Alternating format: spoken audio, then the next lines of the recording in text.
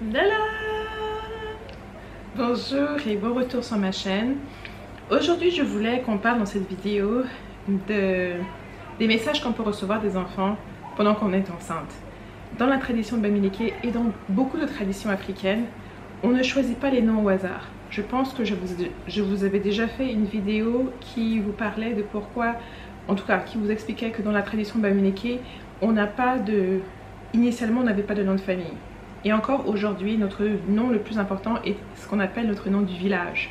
C'est notre nom qui est souvent dans notre langue maternelle, dans notre langue natale, et qui a une signification précise qui nous aide aussi à nous donner une certaine influence, une certaine énergie qui vient avec nous quand on est et qui continue avec nous. Et le nom du village est un nom ancestral qui vient de notre famille.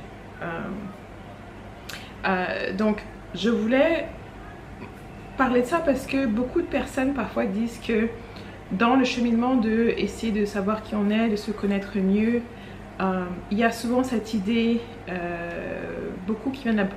qui vient beaucoup de la diaspora, où on se dit que notre identité nous est imposée, que nos parents nous imposent un nom, une carrière, un cheminement, etc.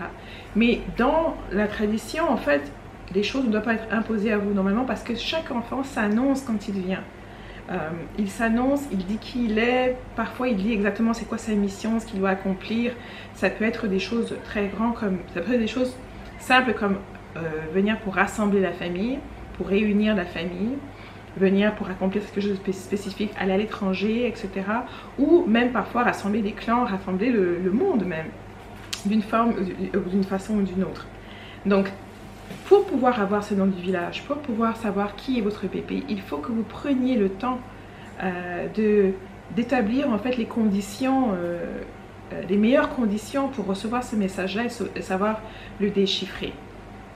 Ça va prendre bien sûr que la maman elle-même, elle puisse être dans un niveau de relaxation où elle n'a pas trop de tracas, trop de choses en tête, comme de savoir par exemple d'où va venir son prochain repas, les conflits autour d'elle entre d'autres personnes qui ne la concernent pas, des choses comme ça.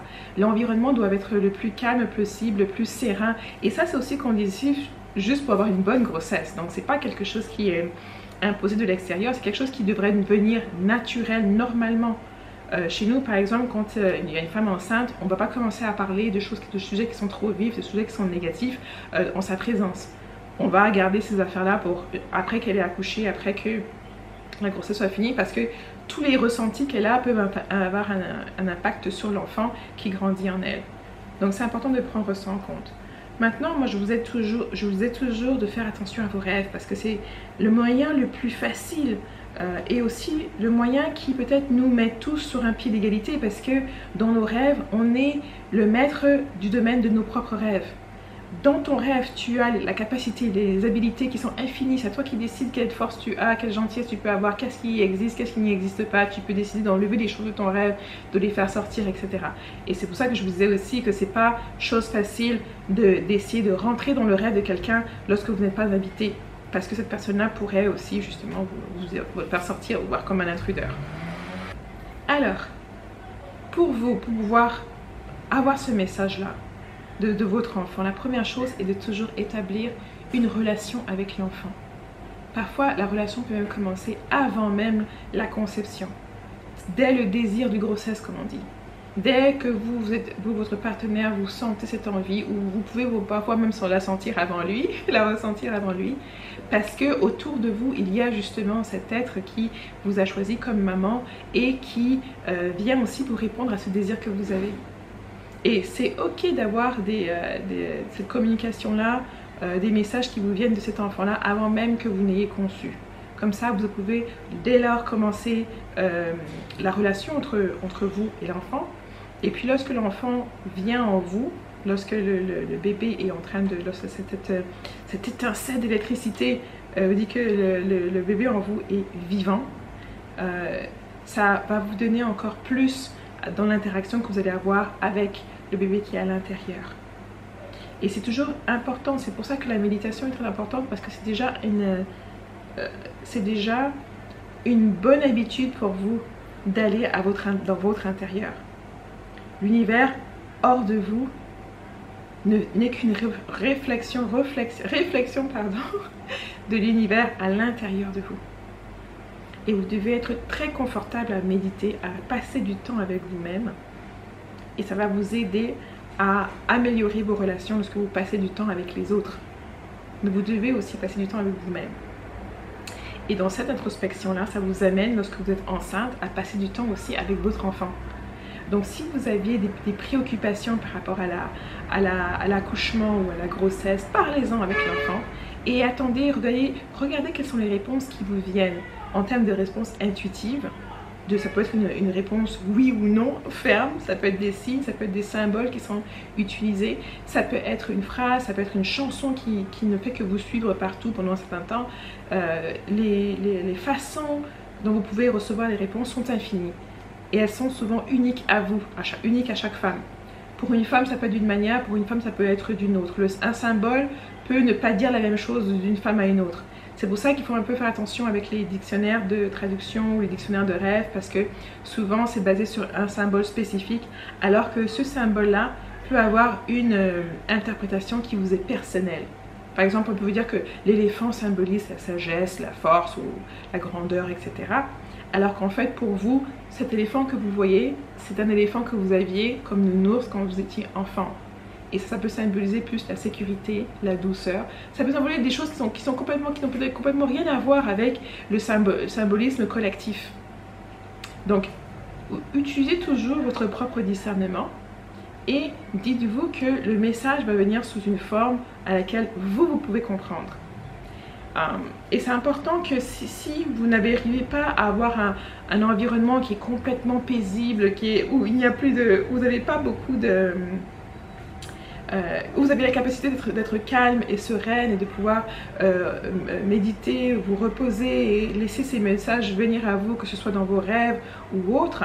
Si vous n'arrivez pas à établir cet environnement parfait parce qu'il y a peut-être des gens de votre famille qui ne s'entendent pas, ou peut-être des difficultés financières, ne vous dites pas que tout doit être parfait. Il suffit que vous soyez quand même à l'affût de ces petits signes qui peuvent venir ici et là, ou même à l'écoute de vos rêves qui peuvent vous donner des informations sur qui et cet enfant.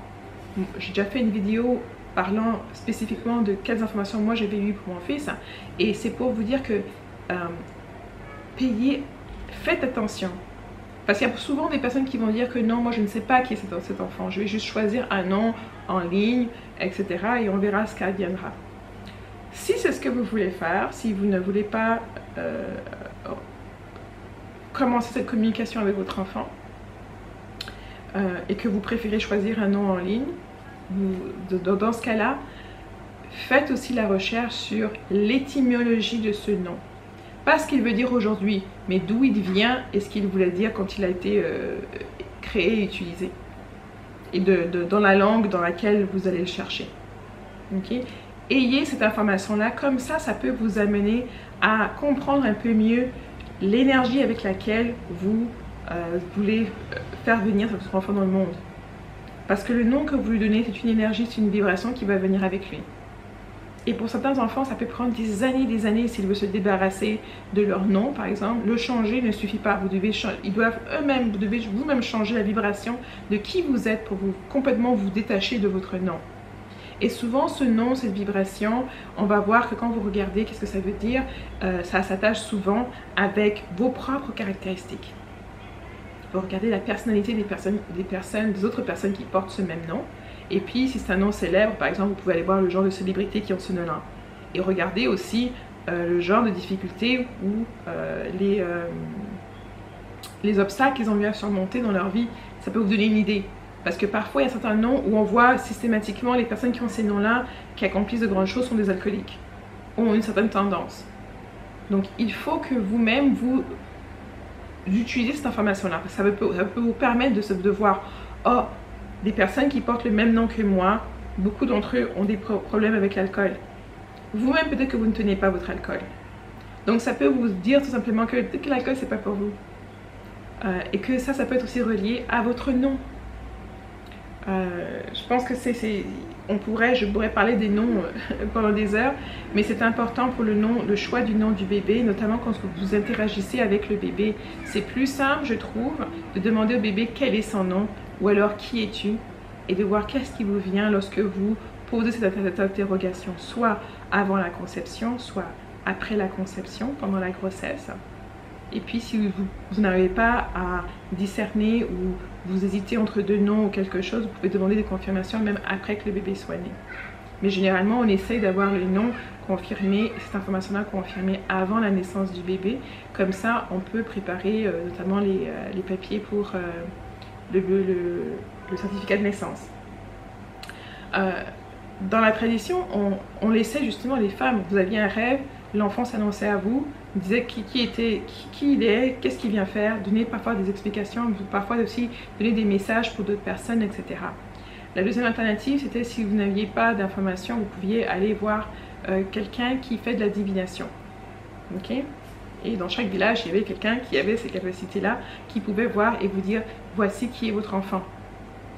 Donc ça, cette information-là, ça vous permet à vous, en fait, de vous adapter au bébé et non pas au bébé de s'adapter à votre vie. Quand l'enfant arrive, on sait que vous devez un peu mettre tout de côté pour que votre attention, votre priorité tourne au bébé parce qu'il ne peut pas se débrouiller par lui-même. Il dépend entièrement de lui. Sa vie est entre vos mains, en fait. Donc, ça veut dire aussi que vos priorités doivent changer, votre vie, elle change. C'est pour ça que dans ma vidéo, je disais la grossesse, la maternité est une initiation, voire même un rite de passage. Et je pense que toute femme, que vous ayez des enfants ou pas, ça devrait être un rite de passage obligatoire dans le sens que soit vous accouchez, soit vous assistez à une naissance. Ça, on en parlera dans d'autres vidéos. Mais essentiellement, pour dire que justement, pendant ce temps que vous passez à voir, si vous n'êtes pas capable d'avoir cette information-là pour pouvoir dialoguer avec l'enfant au mieux, parce que si vous avez son nom et que vous savez pourquoi il est là, vous pouvez demander des précisions sur certaines choses. Vous pouvez demander des précisions aussi pour comment est-ce que vous, en tant que sa mère, vous pouvez mettre des choses en place pour mieux pouvoir le guider. Et c'est sûr que cet enfant-là vous a choisi. Donc vous avez déjà toutes les aptitudes, toutes les capacités que cet enfant-là recherchait pour venir dans ce monde. Okay, donc ça ne veut pas dire que tout à coup vous êtes enceinte maintenant, vous étiez, je sais pas moi, vous avez arrêté vos études après le lycée et parce que vous êtes enceinte, vous pensez ok, ce bébé doit être un génie, il faut que j'aille chercher un doctorat, il faut que j'aille à l'université et ensuite chercher un doctorat. Non, parce que l'enfant vous a choisi dans la position que vous êtes, avec tout ce que vous avez présentement et il vient maintenant dans l'année qui est du courant. Donc c'est pour vous dire qu'en fait, les outils que vous allez chercher, ce ne sont pas nécessairement des outils pour avancer votre carrière, à moins que ce soit ça que l'enfant vous demande. Mais souvent, ce sont des outils pour pouvoir mieux comprendre, mieux épauler, mieux soutenir cet enfant-là, en ayant une ouverture d'esprit. Peut-être que cet enfant-là va vous le dire dans les rêves, selon justement votre ouverture d'esprit, qu'il ne vient pas pour être un membre de votre propre religion, qu'il ne vient pas pour adhérer au même hobby que vous allez avoir, les mêmes loisirs que vous avez. Et ça va vous demander à vous de devoir mettre par exemple vos petites préférences de côté pour vous retourner vers les préférences du bébé. Qu'est-ce que le bébé est venu pour faire? Qu'est-ce que cet homme ou cette femme est venu dans ce monde pour faire? Et nous on dit dans la tradition que même si son corps est petit, c'est une âme, c'est un grand-père, une grand-mère qui revient. Donc c'est pour ça aussi que chez nous, on ne parle pas, on parle aux enfants, aux bébés, aux nouveau-nés, comme on parlerait à une personne adulte. On ne fait pas les gou-gou-gou, bou-bou-bou. On lui parle, on lui dit, oh tu as faim, on lui donne le sein, on lui met le biberon, etc. Mais on lui parle normalement, comme un autre membre de la famille. On n'a pas Après, au fur et à mesure que le bébé lui-même développe certains langages, certains mots, utilise certaines formules, on peut faire des associations pour l'aider à faire cette transition-là. Mais cette notion de regarder un enfant comme un ancêtre qui revient, mais c'est un ancêtre qui annonce qui il est, qui nous donne son nom, et ça nous indique l'énergie avec laquelle cette personne-là revient. Et donc ça nous permet de faire un peu mieux attention à ce qu'on pourrait ne pas faire. Ça ne veut pas dire que l'enfant n'a pas besoin de structure. C'est pas parce que cet enfant-là, on s'attend à ce qu'il fasse des choses extraordinaires que vous devez laisser cet enfant dormir quand il veut, etc. Être un adolescent sans restreinte ni rien, ou être un enfant qui devient impoli ou qui maltraite ses frères et sœurs. vous devez quand même faire la rigueur. Quand on parle ici de comprendre son enfant pour pouvoir le soutenir, l'encadrer et l'épauler, c'est au niveau de la mission à laquelle il doit faire face ou à laquelle il doit être préparé. Mais après, lui apprendre à pouvoir communiquer, à lire, à écrire, etc. Les besoins pour qu'il puisse intégrer la société et contribuer à la société de façon positive et effective, ça, vous devez le faire, peu importe quel est l'enfant qui vient.